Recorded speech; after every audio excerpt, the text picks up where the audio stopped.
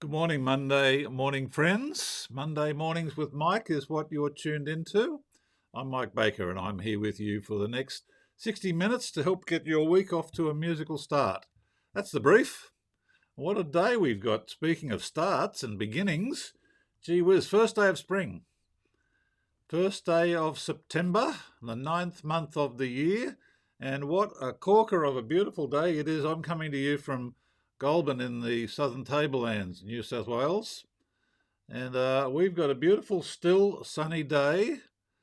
And not that I'm in a hurry to get this broadcast out of the way, but I'm looking forward to getting out into the sun and getting a bit of vitamin D. That's what awaits me today. I hope that awaits you. Either that, or I hope you're in a sunny spot. I hope you've got yourself a beverage, or maybe if you're busy this morning, you might still be tuned into us and be flitting around the house doing some bits and pieces. Whatever. We welcome you along, old friends and new, anyone that's new there to the broadcast. We've got a comment section open, so feel free to jump in and announce your presence. I'm always happy to engage with anybody that's out there. Or at least acknowledge you. Okay, because I'm often busy, aren't I, with my fingers on the keys here. Got a mixed bag for you today on this first day of spring. And the first piece I'm going to play for you is sort of about springs. It's about birth, isn't it? About the rebirth and everything, and new life and all that kind of thing. And the first tune I've got for you, called The Birth of the Blues, is sort of like it's about a musical birth. How the blues came about. Now, I'll get to that in just a minute, but I do want to observe that, gee whiz, the flowers are out and my wattle has just gone crazy. It has been out and quite happily out for about the last 4 to 6 weeks. My jonquils are doing well too. They're right ahead of schedule. My Japanese maple tree is about as naked as they come. Hello, Lorraine. How nice to have you along this morning. Very good. I hope you hear something. Of course, you'll hear something that you like. I hope I'm aiming at what do I aim at? I aim to find tunes that are strong melodically. And I like to find things with a little bit of a swing in them too. I hope the first tune that we've got for you today fits that bill. As I said, this is the birth of the blues, so I'm not going to inflict my vocalising on you this morning. But instead, after I finish playing it, I'd like to just, I think I can probably remember most of the lyrics, let you know some of the quaint lyrics that used to pass for pop lyrics back in the day. I always find that a little bit amusing. Hope you will too. Yeah, in a very innocent sort of a way. So let's get underway today with a little bit of the birth of the blues.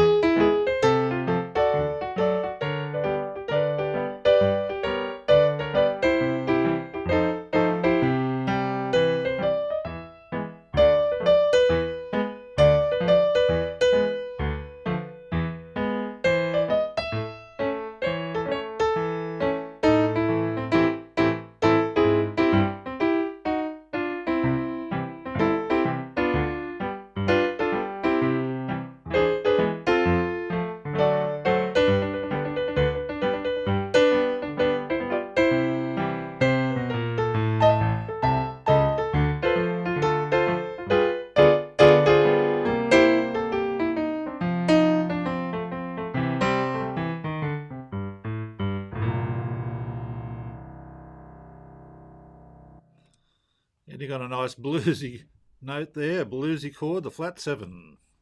Okay. They heard a breeze through the trees, singing weird melodies, and they called that the start of the blues.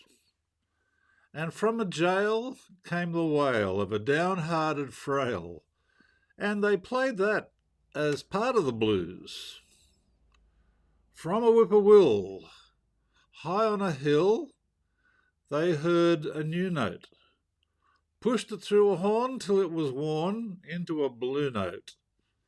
And then they nursed it, they rehearsed it, and gave out the news that the Southland gave birth to the blues. There you go. Got there straight through the whole chorus of that without having to consult my brain's trust. Those are the lyrics for the birth of the blues. And quaint sort of, I guess you're going to say nearly 100-year-old lyrics. A different time, wasn't it? Different time and a different place, but we like to revisit those times and those places, because that's where a lot of the terrific melodies come from. I'm quite happy to go back and mine the past, the 20s and the 30s and the 40s, especially love that stuff. And some of the contemporary ones too. We got contemporary ones, but before we go too far into the musical future from the birth of the blues, I think I need to take care of got a bit of a thirst going on this morning. A bit dehydrated, so got a bit of warm coffee here in the cup, and maybe if you've got something in your cup there too, you might join me. Here's a toast to spring. Here's to you, folks, and hope your week is a good one, and I hope that you're enjoying the warmer weather. I certainly am, even though I'm sitting inside and anticipating getting out amongst it very soon. Okay, here's to you.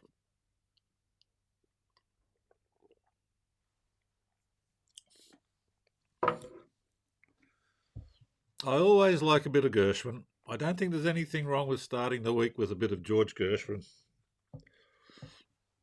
Here's one of his beautiful melodies. You'd call this one a ballad. You can do it swing, but really he wants to be done sort of given a nice easy sort of a swing, if you like, a laid back sort of a swing. George Gershwin tune. George and Ira his brother, his lyricist, responsible for this one, Embraceable You.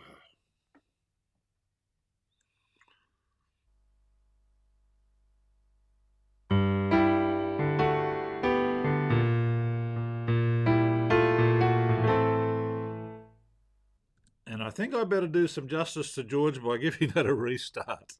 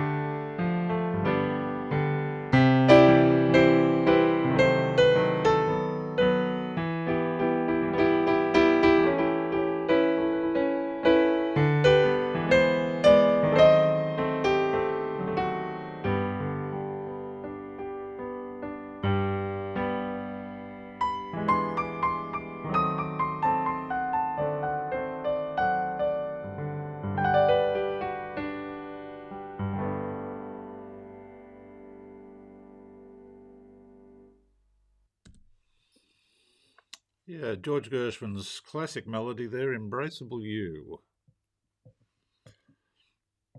With a few little twiddly bits there thrown in for no extra cost to the listener. There you go. Embraceable You. And while I'm at it there, and I've got this in front of me, let's try a little bit of something. No, let's not do that. Let's get a little bit mobile. If you need to do a little bit of stretching on a Monday morning, or if you're mobile and if you're getting around, or if maybe you don't have too much mobility but the upper body's pretty good, here's something to get some movement happening too. The alley cat.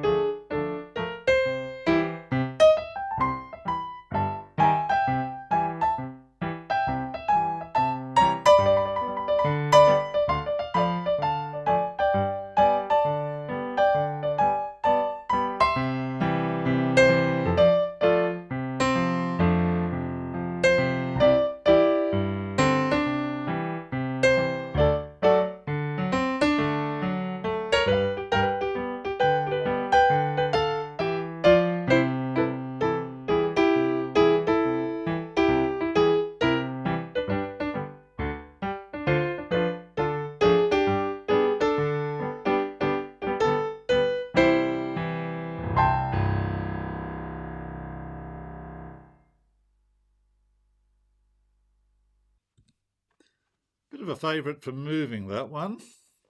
A lot of dance classes and, physical PE type.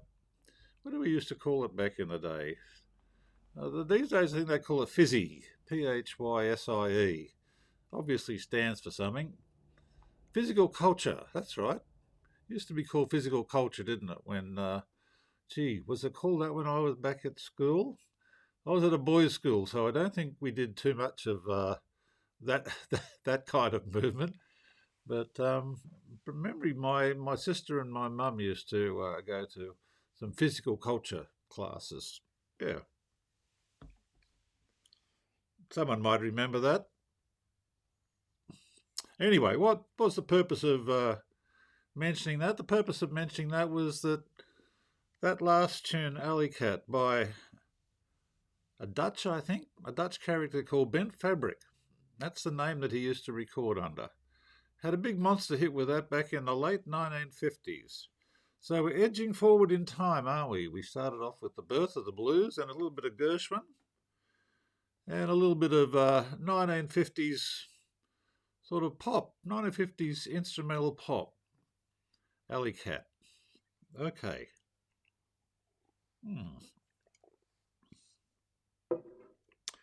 All right, let's go off on a tangent. We like our tangents. And I think I'm going to use the right button here.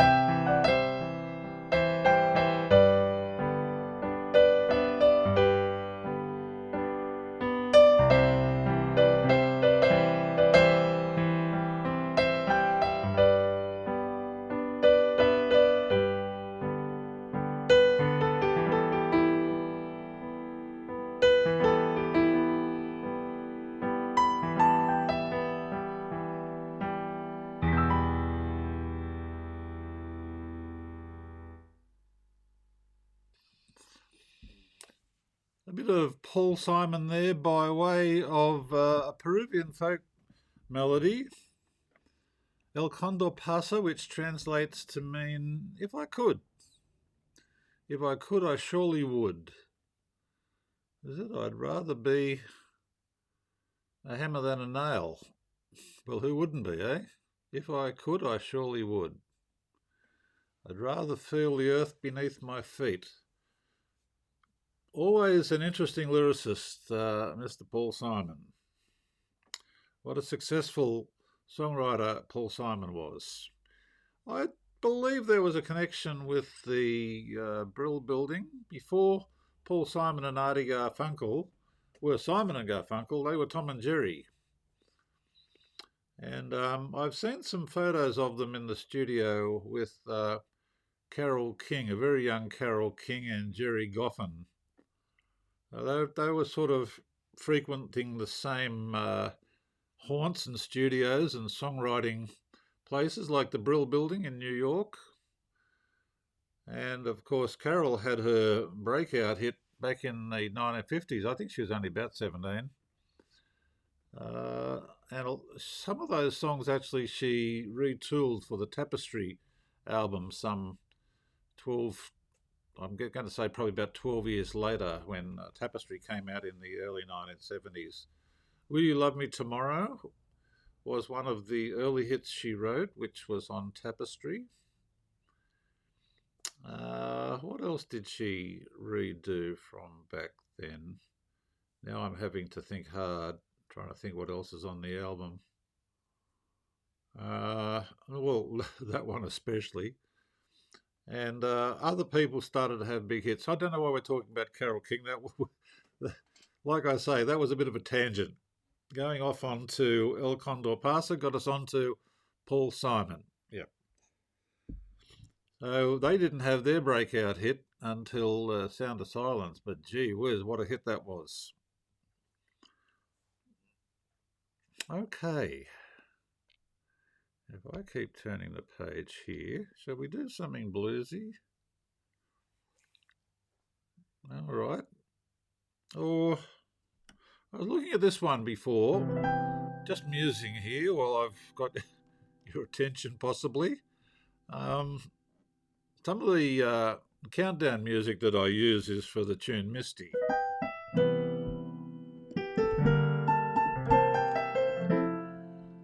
And I was just looking at this one, which has the same opening.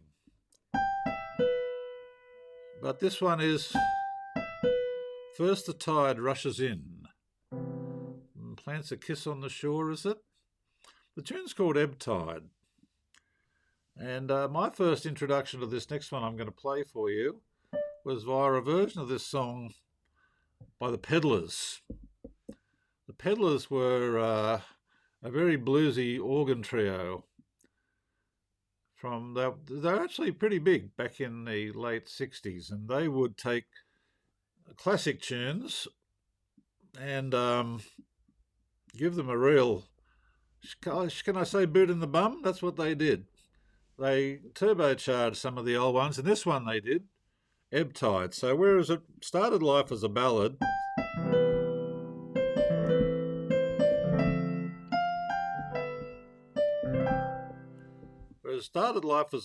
they actually gave it a real sort of soulful R&B sort of treatment.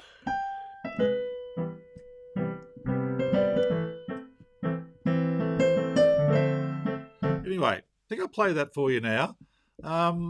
We might just see where the interpretation leads us. I haven't played this song for ever so long. I doubt that I played it this century. There you go. That's how long it is since I played this song. But I was just interested by the fact that the signature first three notes there, ending on a major 7, sort of fits. You can run them together into a medley quite easily, but I won't do that. We're just going to have a look at the tune called Ebb Tide.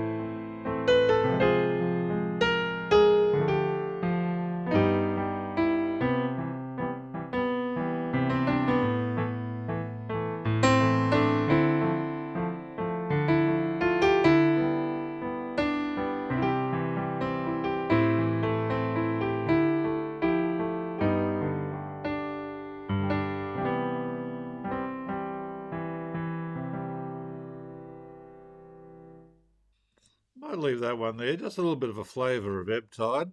That was more like a little musing. I wonder how it just caught my attention as I was looking at a few tunes before I started today. And that one sort of caught my eye because of the similarity with Errol Garner's Misty.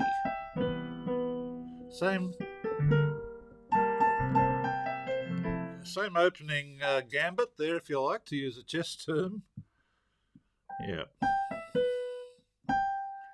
There we go. We got the root, we got the flat third, we got the 13 there, and we got the major 7. Very nice. Okay.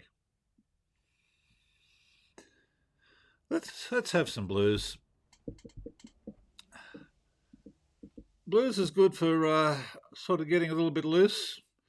So if you're finding that your Monday morning you're a little bit stiff and needing to stretch a little bit, the blues can be good for that, especially a shuffly sort of a blues.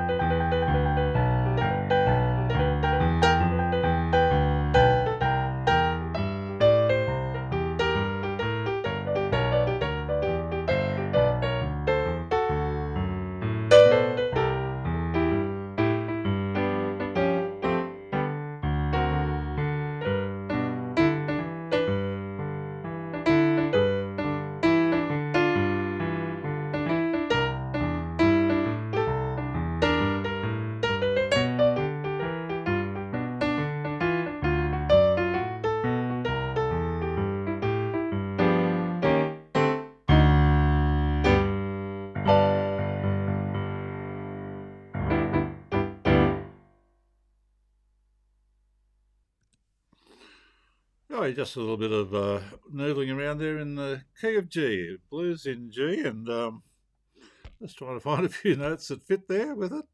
All right, here's one I played last week at Happy Hour, and I thought it might be nice to reprise this one today.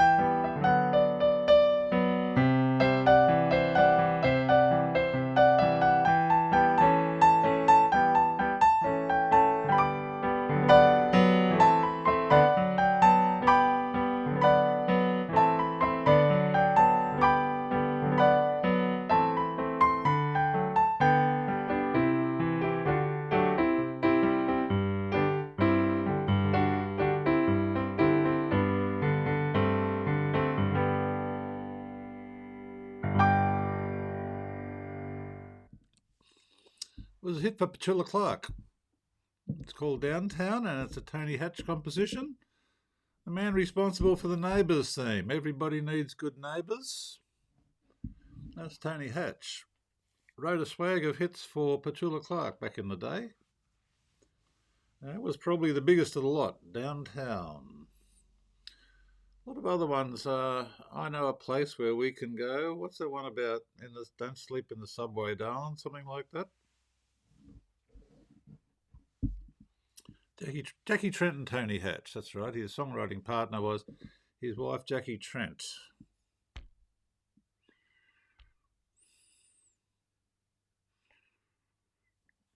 Here's another one I played on Friday. Not that I'm recycling, but I don't know that a lot of people who tune in Monday tune into a happy hour on Friday. It's more of a trivia quiz type session. And here's a tune that I used. Lovely tune that was sung by Crystal Gale. Very much a countryish sort of Floyd Kramer feel to this one.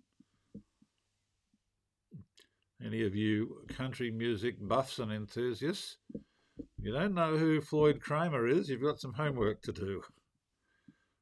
Floyd Kramer, very influential country pianist who made some of the stuff that, when you hear this kind of thing.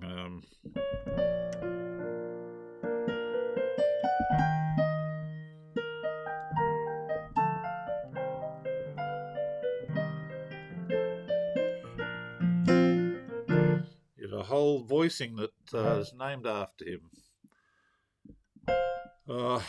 It's this kind of thing. Anyway, we'll try and put some of that into Crystal Gale's Don't It Make My Brown Eyes Blue.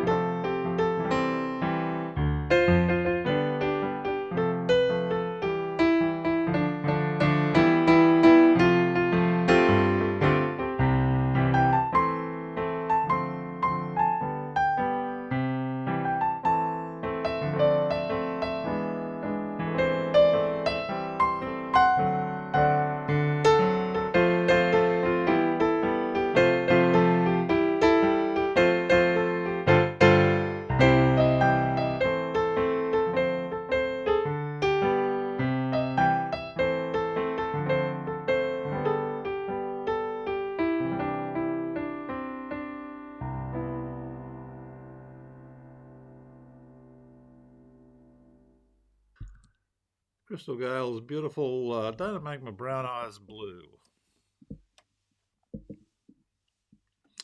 That was a big hit back in the day. Someone was recommending a movie to me that features Crystal Gale and Tom Waits. I made note of it and I wrote it down somewhere, so I'm going to have to go chase that up. If you're as intrigued as me, just do some homework. That I guess if you were to Google Crystal Gale and Tom Waits, it's going to pull them up. I believe they co-wrote songs, and is Crystal Gale? I don't think she's actually in the movie. Certainly in the soundtrack. It's about as much as I can tell you, which is only about partially helpful, I suppose, isn't it? Okay. Let's find something else here that might go down okay. It might go down all right today. All right. Thinking out loud here on Monday mornings with Mike. Here's your health. The coffee's getting cold. It tells me that we're coming to the end of our time. We've got time for another 2 or 3 tunes, which we'll put in for you today. And then, yes, the clouds haven't come over. It's still beautiful and sunny here in sunny Goulburn Town today. Now, I'm looking forward to getting out amongst it and soaking in some vitamin D. Otis Redding's song. Otis wrote it. Well, he didn't. He co-wrote it. Otis didn't get to finish it. He's one of the... There was another plane crash, I think, too, that took a high flying music star back in the 1960s. Otis Redding at the height of his popularity, and Steve Cropper from Booker T and the MGs, a guitarist from that group, completed the song, which I guess why it's telling me here that the credit it's giving is to Redding Cropper, Mr. Steve Cropper. So we might do a little bit of Booker T and the MGs, even though I'm playing on piano and their signature instrument was the organ. I think we might do a little bit of something else. There you go. All right, I'm planning that. I'm thinking out loud here this morning. We don't worry too much about those kind of informalities, though.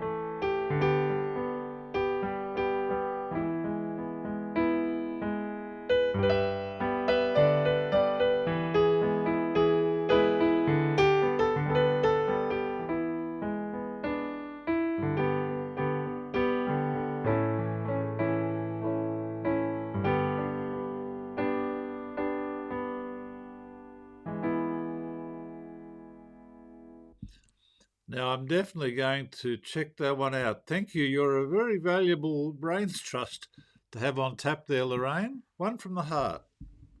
Francis Ford Coppola. Oh, now I am interested.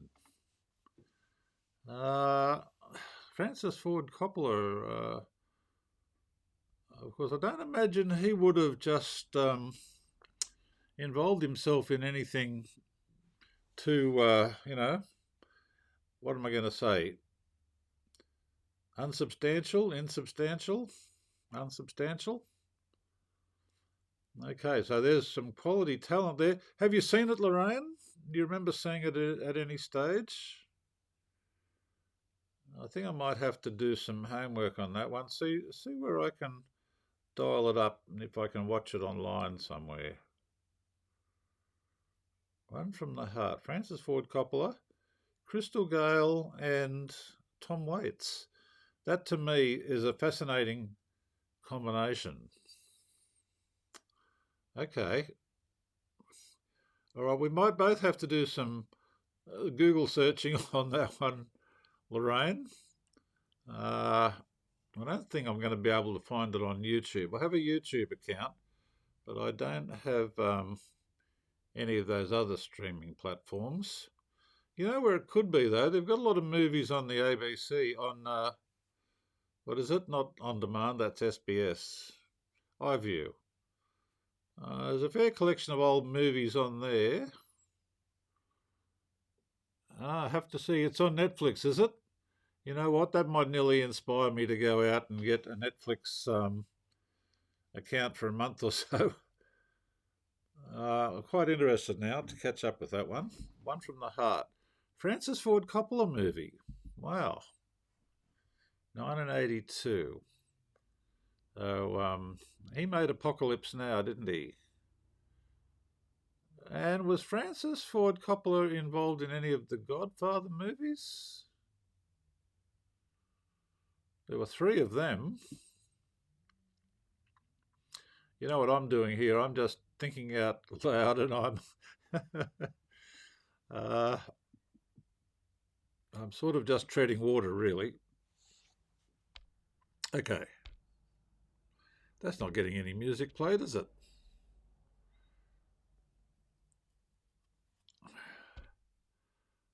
Alrighty, righty. Where can we go to after that?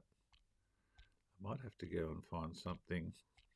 Here's me thinking out loud again. Oh, let's do another movie theme for you. A song from a movie. Do we call a song that is sort of the signature song of the movie, like Mrs. Robinson? Wasn't really a theme in the sense of being an instrumental theme, was it? But it was the main musical highlight. This one was the main musical highlight. Let's call it the theme, although I suspect it's not the theme for a movie. Hopefully you'll know it.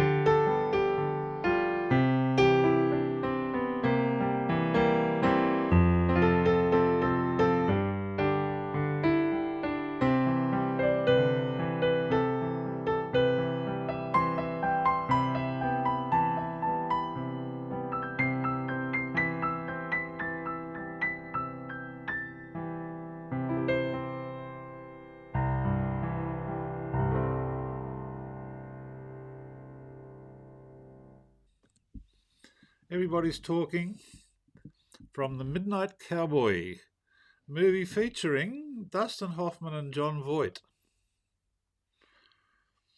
Dustin played a character, a bit of a fellow without terribly many prospects, a bit down on life, called Ratso. And I think of Ratso, the character, when that lyric for the chorus of Everybody's Talking comes in. Going where the sun keeps shining, going where people don't know my name and all that. Kind of the hopes and the aspirations of a down and out like Ratso or the Midnight Cowboy character played by Jon Voight. It was a film, I believe.